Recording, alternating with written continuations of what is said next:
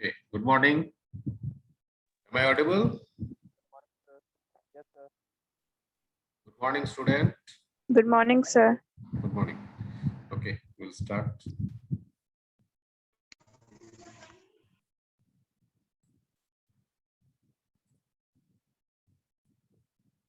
Okay, so last class we have discussed, I think there are certain scheduling methods. What are the scheduling methods which is used in recent past? Okay, those methods we are actually discussing. Now next topic is your merit order method. So in merit order method, from the name it is clear that some merit is basically taken into account.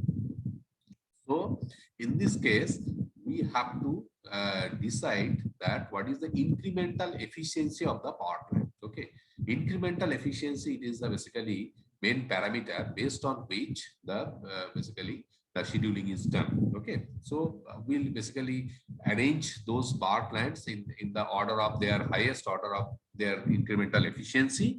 Now from the highest to the lowest. So the highest generator that will be loaded more compared with the lowest order having the generator having the lower amount of incremental efficiency. Okay, so if the incremental cost characteristics are fairly constant over a wide range in operation, then neglecting the transmission losses and running reserve requirements, it is possible to prepare schedules for load allocation using incremental efficiency. But in this case, we have to keep in mind the transmission line losses are not to be taken into account. So that has to be neglected. So if you simply schedule the power plant neglecting the transmission line losses, so in that case, this particular method is suitable. So many tables based upon the incremental efficiencies are prepared and each unit is loaded to its rated capacity in order of the highest incremental efficiency. Now, changes in the fuel cost, plant cycle efficiencies, plant availabilities, etc., require the merit tables to be revised regularly to reflect these factors. Then it is possible to look at the table so prepared and schedule the generation to different units. So basically, the point is, I will just narrate this thing in a brief way. So you have a, let us say, you have a 5 generators, generator number 1, 2, 3, 4, 5, and their incremental efficiencies, let us say, these are the, let us say, values are given 95%, this is 92%, this is 96%, this is 88%, this is 72%. So what has to be done in this case? We have to arrange these plants in the order of highest to lowest. So highest to lowest means in this case, what has to be done? And this is your incremental efficiency, let us say IE. So highest is in this case, it is 96%. So generator 3 will be the first priority. Then you have the 95%, generator 1. Generator 1 is 95%. Then next is your generator 2, it is 92%. And then next is your generator 4, it is 88%. And next generator 5, it is 72%. Okay. So you can see that from the highest to the lowest, this order is prepared. Okay. Now let us say you have to allocate 2000 megawatt load, for example. Now the capacity of these generators are, for example, 200 megawatt. Each of these generators are, let us say, 200 megawatt. Okay, these three are 200 and this is, let us say, 500 and this is 500. Now let us say you have to allocate 1000 megawatt. 1000 megawatt. So what has to be done? First, this generator will be loaded. So this generator means 200 megawatt, it will cater. Then generator 1 will cater 200 megawatt. Generator 2 will cater 200 megawatt. So this is 600. Remaining 400 will be taken from the generator number 4. Now this total is 1000. Is it clear? Is it clear? What is the merit order method?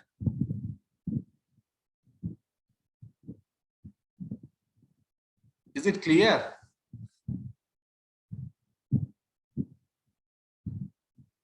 Yes, sir.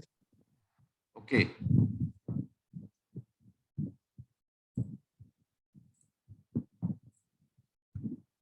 Now, next is the equal incremental cost method, that is transmission losses are neglected. Now, we'll start the generation scheduling process. In this case, first case, the transmission losses will be neglected. In the second case, the transmission losses will be included.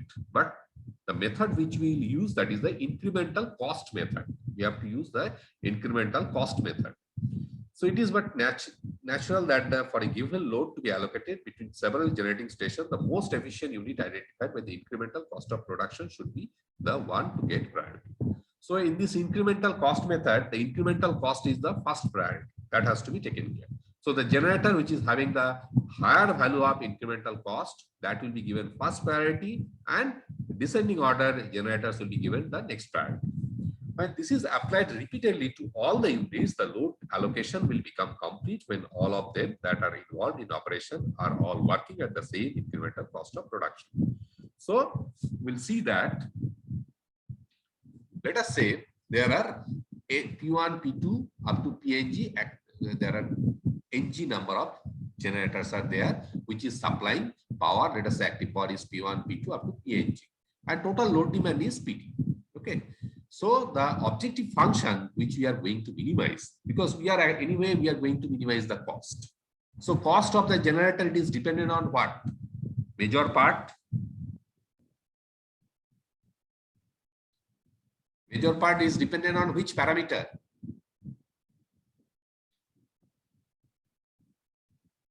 Generation cost, it is dependent on, it's given also. What is that? Generation cost.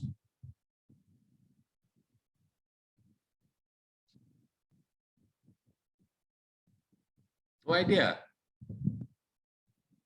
I told you in the last class. It is dependent on unit generation. It is dependent on unit generation. So let us say there are n number of units. So let us say P1, P2, P3 up to Pn. So P1 is the first unit. Now let us say it is generating 200 megawatt. Now the cost of generation of unit 1, it is dependent on the generation of its own plant. Okay. So that means, but the generation of the, let us say you have another generator, that is P2.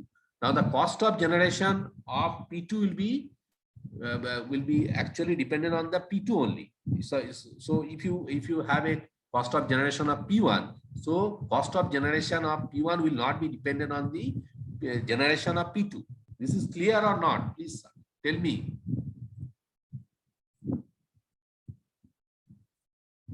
So you have let's say P1 to P1, P2 up to Pn. Now the cost of generation of this particular power plant, it is dependent only on P1. Similarly, P2 will be dependent on only P2, and then similarly for Pn. Okay. So the unit cost is only dependent on its own unit. So you cannot say like this, the cost of, I will write here, then it will be clear.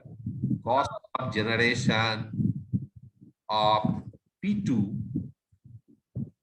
power plant 2, is not dependent on any other plant. That is P2, P3 up to Pn. But it is only dependent on what? You tell me now. It is only dependent on what?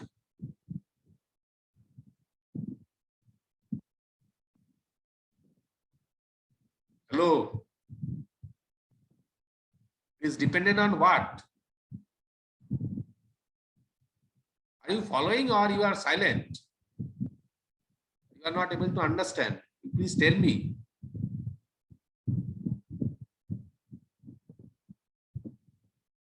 I think you are here or there is a problem in the signal. I don't know. I cannot understand. Are you here? Yes, sir. Okay, so please tell me that what is the, if let us say the cost of generation of P2, it is P2 is the second plan. So it is not dependent on P1, sorry, this is P1, P3 up to Pn, but it is only dependent on what? It is only dependent on, It's generated by P2. please be louder. Units generated by P2. Correct, units generated by P2. So that means we have to understand this point very clearly. So the cost of generation of that particular plant will be dependent only on its own unit. It will be not be dependent on any other unit. So this has to be kept in mind.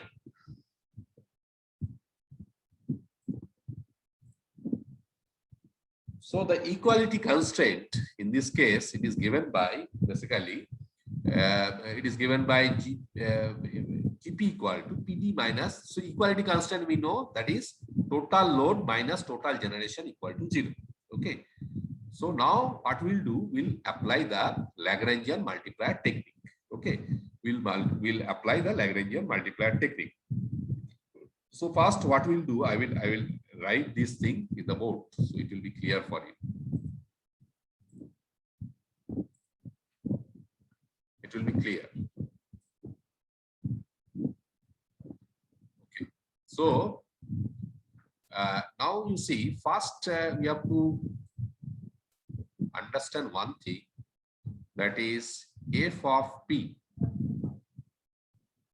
F of p. So the total cost is dependent on, it is the units. Okay. What is that? It is between, what will be the limit? It will be I equal to 1 to ng number of generators. So this will be function of C of Pi. Yes or no?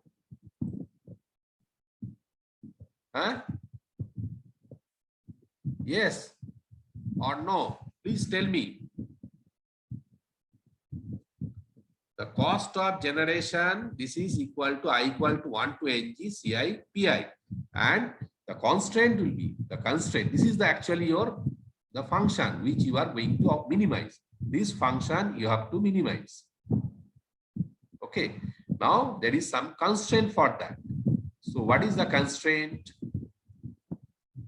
Constraint is Gp equal to PD minus summation of I equal to 1 to ng Pi. This is equal to 0 because we know the total load minus total generation should be equal to 0. Any doubt on this?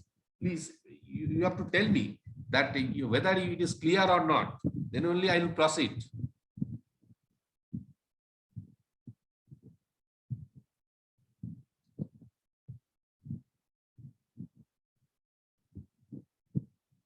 Is it clear?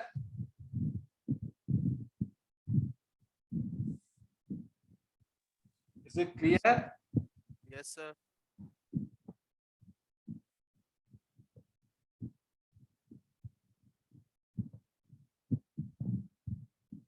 Other student?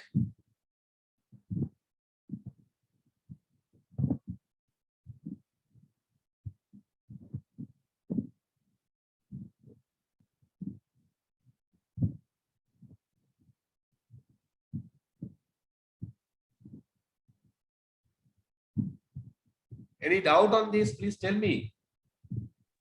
No, sir. Huh? I think there is a problem in your sound. I cannot hear.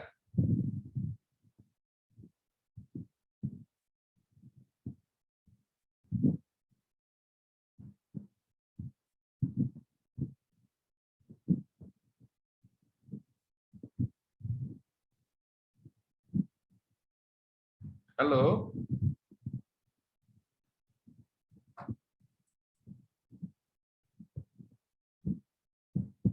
Hello? Yes, sir. Okay, I think Rahul Kumar, he has written few minutes back. Now it is clear. So there is a problem in your audio.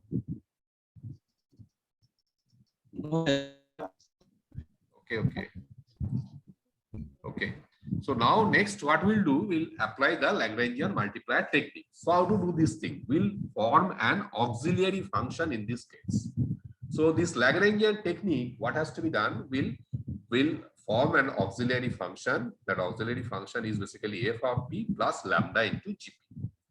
Now we know that any function is basically when we are going to minimize or maximize, the first derivative of that particular function should be equal to 0. So in this case also, we are going to take the first derivative. Now you have to understand why we are taking the partial derivative. So any idea you have why we are taking partial derivative? Then I will explain it. Why we are going to take partial derivative?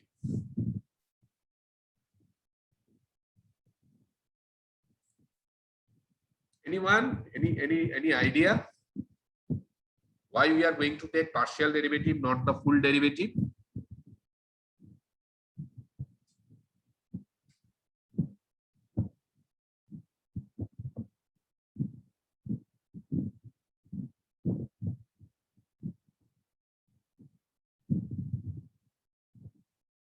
Okay, I will explain it. So let us say first we'll write that thing.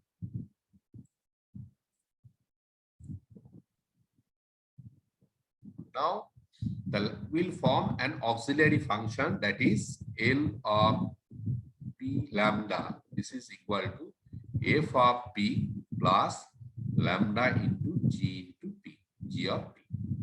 So for the minimum value, if we want to get the minimum, so we have to take delta L by delta pi. This should be equal to 0. So why? Because we see I is varying from 1 to n. So I is your 1 to n.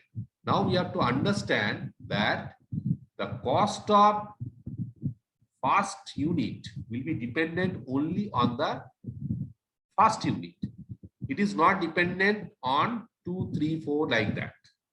So there are n number of units are there and you are having a single function. So when we have a multiple number of functions, we have a single objective value which we are going to minimize. So we have to take the partial derivative of that. Now it is clear. Now it is clear. Yes, sir. Huh? Yes, sir, it is clear. Okay. So and one more condition is, that is delta L by del lambda. This should be equal to 0. This is the basically two conditions. Now we'll go to the slide.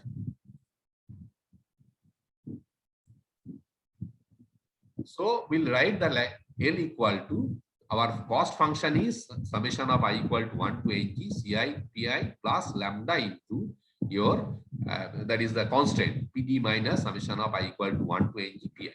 Now we'll take the derivative. So delta L by delta pi, this will be delta by delta pi ci pi. Now here you see this is lambda, but when you are differentiating with respect to pi, this will be 0, pd is constant. Now here when you differentiate with respect to pi, this will be minus 1 and this particular thing is equal to 0. So what will happen, this delta L by so this is one function, and now the second one delta L by delta lambda, here there is no lambda, so this function will be 0, but here we have a lambda. So when we are differentiating with respect to this, so this becomes pd minus summation of I equal to 1 to n g pi. This is equal to 0. So now if you rearrange this will be delta c of p1 by delta p1 equal to delta del of c2 p2 by del p2. This is up to equal to lambda. I will show you in the board. I will show you that how we are going to do this thing particularly. Okay.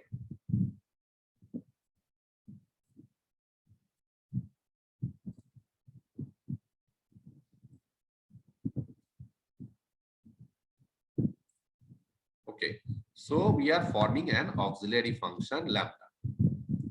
So lambda L equal to, this is I equal to 1 to Ng. This is Ci Pi. Why Ci? Because this is, there are n number of plants are there. So we are basically generating, we are adding all the cost plus lambda into Pd minus summation of I equal to 1 to Ng Pi. Okay. So now what we'll do, we are going to differentiating with respect to Pi. So what will happen? This is delta L by delta Pi equal to, this will be del of del Pi, this is Ci Pi plus, here you see this will be 0 because it is constant, and this is basically, this is lambda minus 1. This is equal to 0 because we are doing the maximum minimum. So this will be del Ci Pi by del Pi. This is equal to your lambda. Now I will show you. What is this? Ci Pi means this I is varying from 1 to n.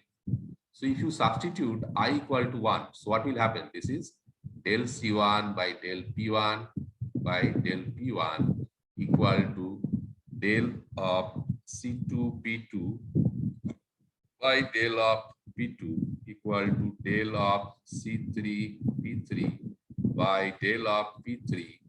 This is equal to del of Cn Pn by del of Pn. This is equal to your lambda. Now this is clear.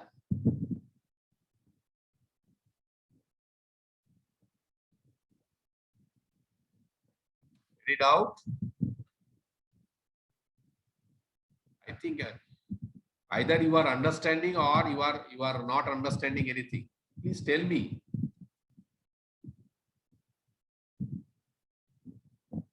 Sir, understanding, sir. Okay, fine. So you have to tell yes or no, because see, I am talking continuously. So if you are telling some word, then that will help me whether you are understanding or not. That's all. Okay, you have to please, that you please tell. Yes, sir, yes, it is clear. Or you, sir, please explain this thing so that it will be kind of thing which I can understand, and that will be more easy for me to deliver. Okay, otherwise I will be stuck up at a particular point. I cannot proceed. So next is your delta L by del lambda. So we are differentiating this equation with respect to lambda. So what will happen? This will be your, basically this equation is constant. So this will be 0. So but here we have a del of lambda. So lambda will be 1. So that means this will be your PD minus summation of I equal to 1 to Ng Pi. This is equal to 0. So this is the basically condition for economic load dispatch when transmission losses are neglected. So the above equation states that at optimum, all generating stations operate at the same incremental cost for optimum economy, and their incremental production cost is equal to the Lagrangian multiplier lambda at the optimum. So this is the basically condition for economic load dispatch when transmission line losses are neglected. So the size of the power system increased enormously with long transmission line connecting several generating stations extending over large geographical areas, transport power to several load centers. So gradually the power system is increasing, and it is connected with the several long transmission line. With this development, it has become necessary to consider not only the incremental fuel cost, but also the incremental transmission line losses incurred in this line while power is transmitted. See, previously we have not considered the transmission line loss. We have simply considered the, basically we have only considered the your generation and the load. These two parameters we have considered. So initial attempts in this direction involved development of a comprehensive formula involving the generating powers and the line parameter. The most important work has come from the Kirchmeier and others in 1951. Their method is based on a set of coefficient called B coefficient. So we'll discuss that thing later on. That there is a well-known formula for to calculate the transmission line loss. How to calculate the transmission line loss? We'll derive that particular derivation using the B coefficient. And the scientist Kirchmeier, he has actually devised this particular B coefficient. Now, determination of this coefficient is based on several assumptions and is mathematically quite involved, requiring transformation. Now, next part is we'll consider the economic scheduling of thermal plants, considering the effect of transmission line losses. So now we'll consider that there is a transmission line loss. Okay.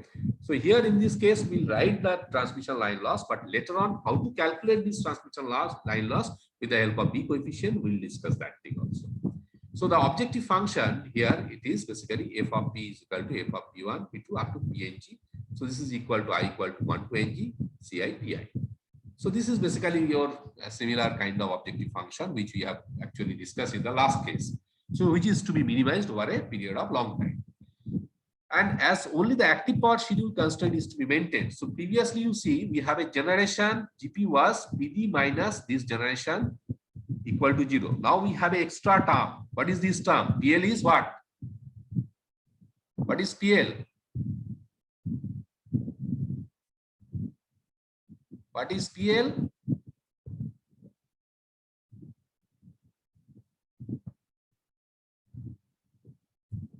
What is PL? The load power. No, it is PD is the load power. PD is the load power. Now what is PL then? The transmission line load. Yes, that is transmission line loss. That is your transmission line loss. Correct. So in this case, we are considering, see, previously we have the same expression. Only the difference here, we have PD. PD is the load minus line losses minus generation. Total generation should be equal to 0. So these particular constraints must be satisfied at every generator bus where PI is the generation at bus I, PD is the total load demand, and PL is the transmission loss in all the lines. Now it is desired to minimize that particular function. So we'll again use the Lagrangian technique. So previously what we have used the Lagrangian technique, but at that time, this particular thing was not. I think this will be PD plus PL. There is a mistake here. This should be PD plus PL. Total load plus total line losses that will be supplied by the generator. So that's why that will happen. I will just show you. I will show you that thing.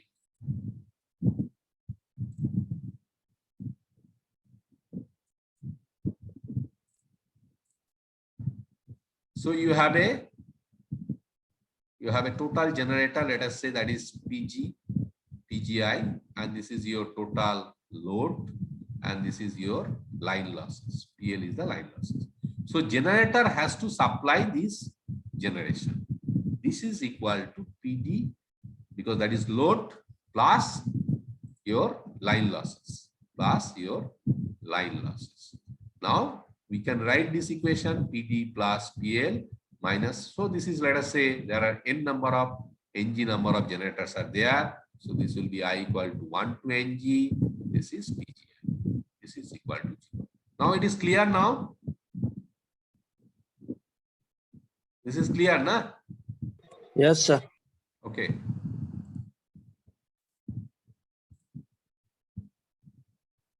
So now we are going to differentiate this thing.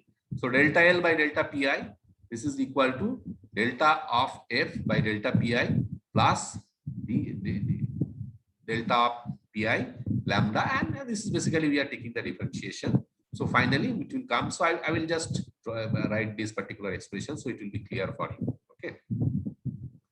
I will go to the board and I will basically take this derivation. I will do this derivation.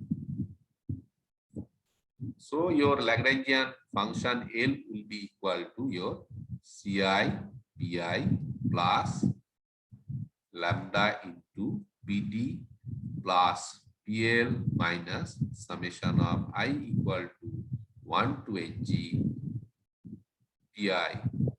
Okay. Now this function has to be minimum. So delta L by delta Pi should be equal to 0 for L to be minimum. This is the basically condition.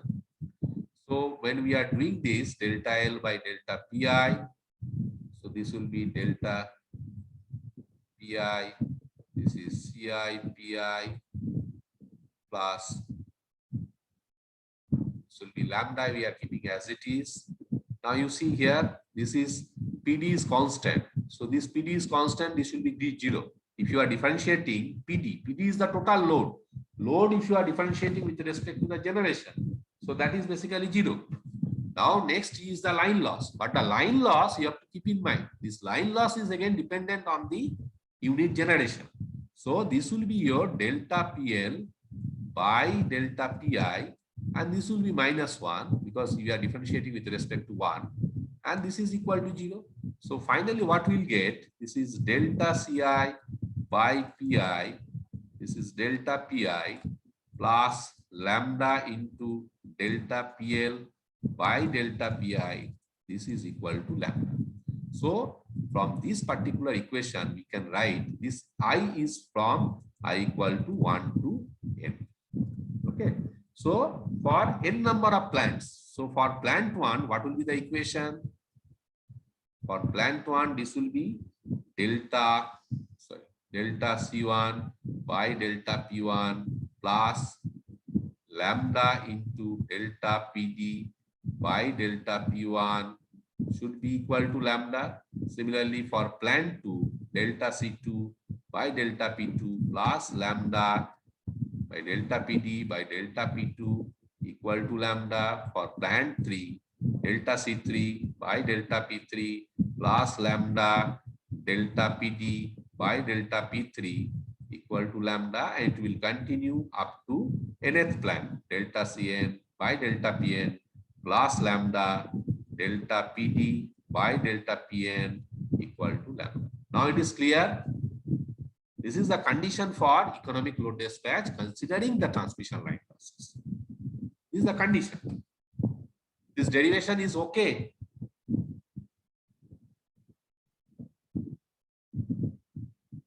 Please don't be silent. You have to tell yes or no. Yes, sir. Okay, fine. So then I will understand that yes, I am good. I will take the next topic then. So this is the lesson. This is the derivation. What actually we have derived in the board.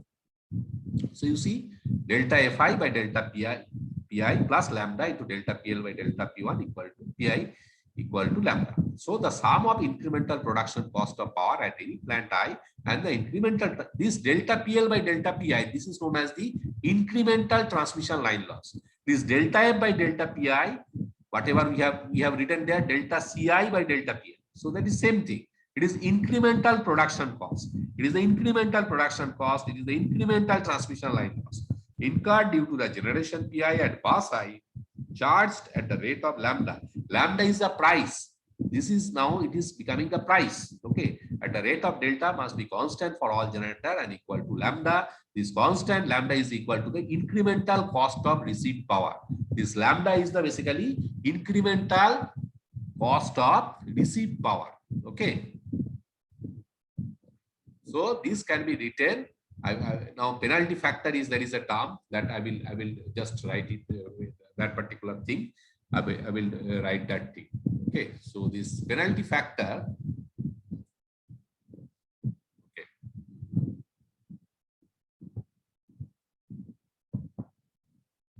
So you see the original equation, it is just we have written this one equation, this equation, let us say delta Ci by delta Pi equal to lambda into 1 minus this.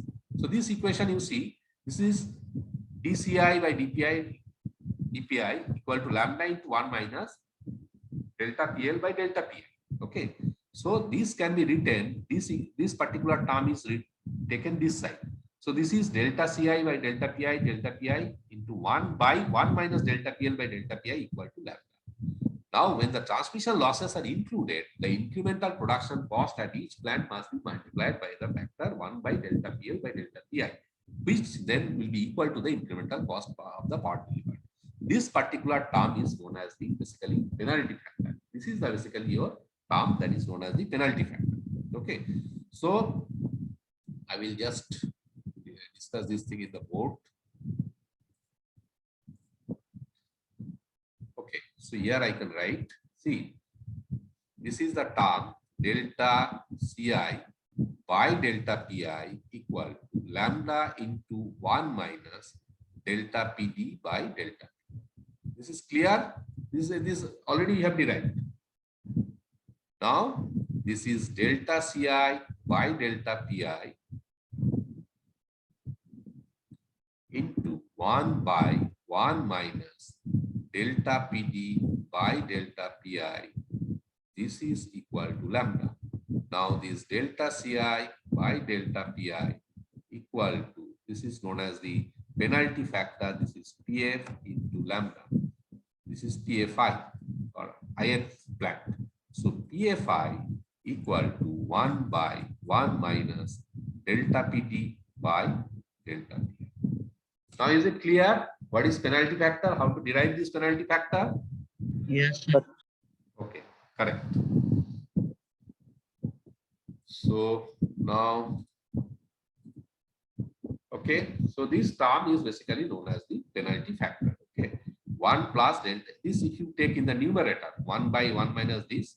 So this you can take in the numerator. That will be 1 by 1 plus delta PL by delta PI. This 1 plus delta PL by delta PI is called the basically penalty factor. Okay, so now I will share with you the attendance.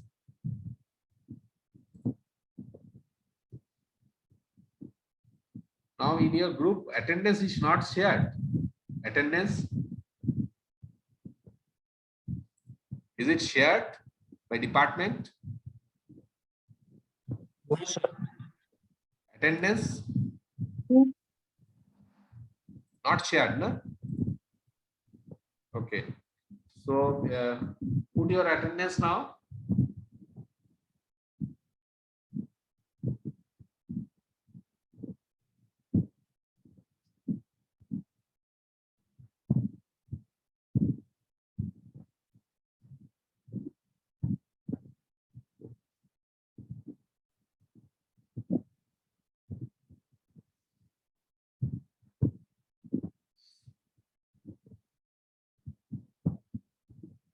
Is it over?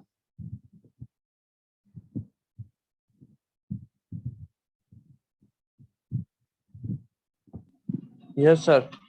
All of you have given? Okay. Okay, now I'll stop share this thing. So, okay, thank you to all of you. Okay, we'll meet in the next class on Monday. Okay, I'll close this meeting. Okay, thank you. Thank you.